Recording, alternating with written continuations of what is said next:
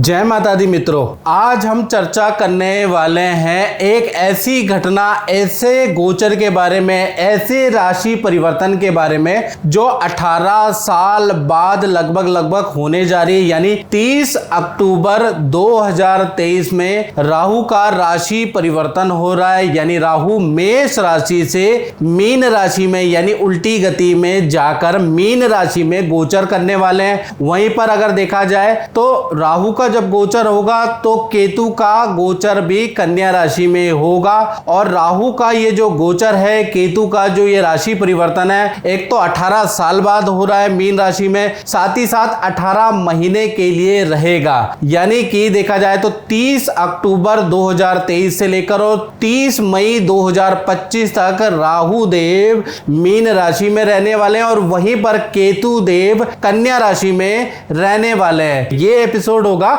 राहु के ऊपर कि राहु का 12 राशियों पे क्या प्रभाव पड़ेगा, इसके बारे में इस कार्यक्रम में चर्चा करेंगे। सबसे पहले राहु का मंत्र, ओम अर्धकाया महावीर्य चंद्रादित्य विमर्दनम सिंगिका गर्भ संभूतम तम राहु पर्णमाम्यम। यानी अर्धकाया महावीर्य, यानी कि राहु की अर्धकाया है और महावीर्य का मतलब बहुत ज्यादा लालसा और महत्वाकांक्षी वाला ग्रह चंद्रादित्य विमर्दनम, जिसका चंद्रमा और देखा जाए सूर्य से गंभीर शत्रुता है। सिंह का गर्भ संभूतम तम राहु प्रणमाम्यम, सिंह की सवारी करने वाला ऐसे राहु देव को हम प्रणाम करते हैं। चलिए सबसे पहले राहु देव कौन है, और ज्यादातर दर्शकों को जो ज्योतिष के अंदर इंटरेस्ट रखते हैं उन्हें मालूम है, लेकिन फिर भी मैं थोड़ा सा अपनी ओर से पौराणिक महत्व भी आपको बताने जा रहा हूं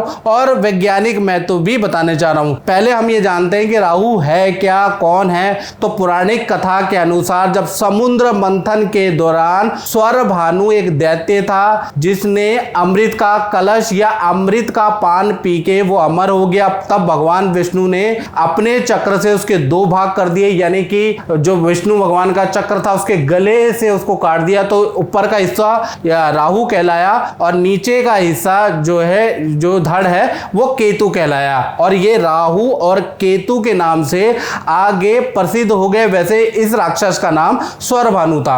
अब वैज्ञानिक महत्व के बारे में मित्रों जानते हैं तो देखिएगा कि सूर्य है और सूर्य की परिक्रमा पृथ्वी करती है। मान लीजिए सूर्य है, सूर्य की परिक्रमा पृथ्वी करती है और पृथ्वी की परिक्रमा कौन करता है? चंद्रमा। तो जब जो पृथ्वी की जो कक्षा है और चंद्रमा की कक्षा देखा जाए, जब ये आपस में 2 भागों में ऊपर और नीचे काटती है, यानी कि 2 अक्षांश में काटती है, जो चित्र में दिख रहा है, और उसको नॉर्थ नोड और साउथ नोड कहा जाता है। यानी नॉर्थ नोड और साउथ नोड कहा जाता है और इसको टोटल इस घटना को लूनर नोड कहा जाता है। वहीं पर आपको ऊपर की तरफ केतु महाराज मिल जाएंगे, नीचे की तरफ आपको राहु महाराज मिल जाएंगे, जो कि पृथ्वी की कक्षा और देखा जाए चंद्रमा की कक्षा को 2 भागों में 2 बिंदुओं पे काटता है। आपको चित्र में समझ में आ जाएगा मैं क्या कहना चाहता हूं। यहीं पर है राहु और केतु, याद रखिएगा।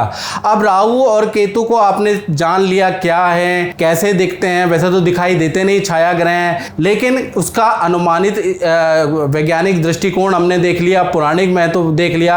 अब राहु केतु के कुछ रोचक तथ्य मैं बताने जा रहा हूं जो कि आपको बड़ा हैरान करने वाला है। पहला मित्रों, राहु केतु की कोई अपनी राशि नहीं है। यानी कि अभी तक, यानी कि इस वीडियो 2023 तक और जब से राहु केतु का सर कटा है तब से अभी तक विद्वानों के बहुत अलग अलग मत है। मतलब राहु केतु में जितना कंफ्यूजन है ना मित्रों, उतना कंफ्यूजन किसी में नहीं है। कोई ये मानता है कि मिथुन राशि राहु की उच्च राशि होती है, कोई मानता है कि धनु राशि राहु की उच्च राशि होती है। इसी प्रकार से केतु में अलग अलग कंफ्यूजन है, कौन मित्र है कौन शत्रु है, लोग अलग अलग तरीके से अलग अलग विद्वान डिस्क्राइब करते हैं। बिल्कुल कंफ्यूजन है इसमें। साथ ही साथ सबसे बड़ी इंटरेस्टिंग बात मैं आपको बताऊं, राहु केतु एक ही शरीर से उत्पन्न हुए हैं। यानी कि एक आत्मा 2 जान है, लेकिन उसके बाद भी देखा जाए दोनों में भी आपस में शत्रुता है। यानी जब देवता का दर्जा दोनों को मिल गया, राहु को और केतु का, तो एक दूसरे से भी चिढ़ने लगे और एक दूसरे से भी शत्रुता इन्होंने कर ली, जैसे भाई भाई आपस में लड़ते हैं। इसी तरह से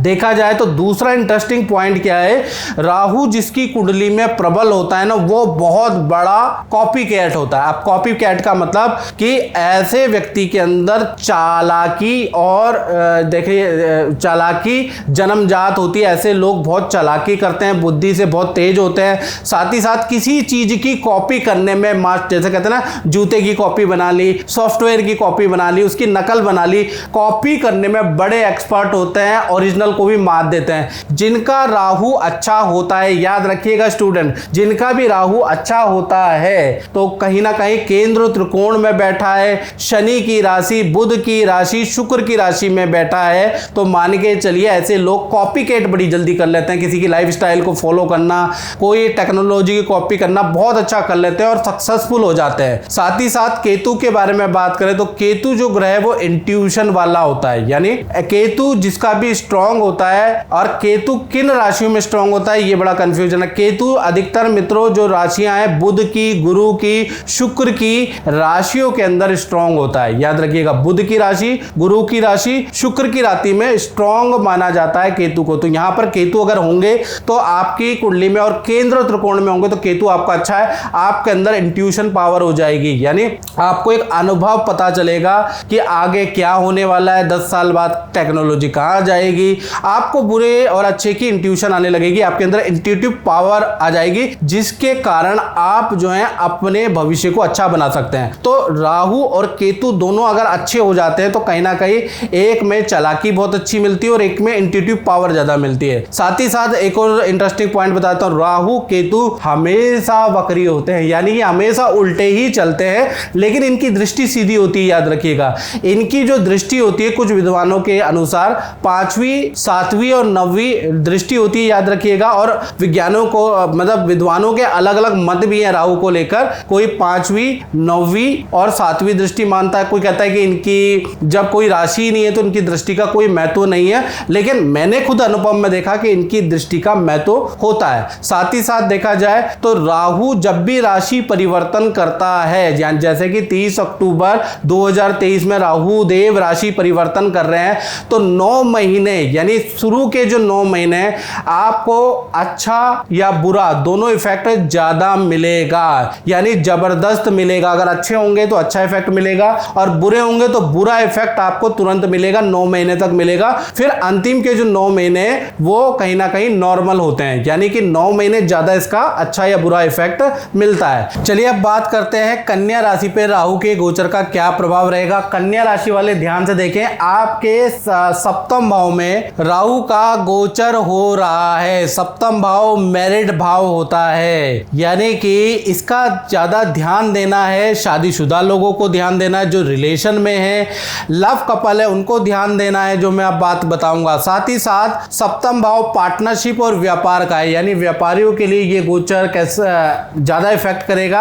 और साथ ही साथ देखा जाए जो पार्टनरशिप में काम कर रहे हैं उनके लिए गोचर बहुत इफेक्ट करेगा। तो पहला चीज ये जो गोचर है ना, इसका नेगेटिव इफेक्ट मिलने वाला, और नेगेटिव इफेक्ट कुछ सावधानियां अगर आप रखेंगे कन्या राशि वाले तो उससे आप बच भी सकते हैं। तो वो सावधानियां क्या रहनी है, पहला इसका नेगेटिव इफेक्ट क्या रहेगा, इसके बारे में चर्चा कर लेते हैं।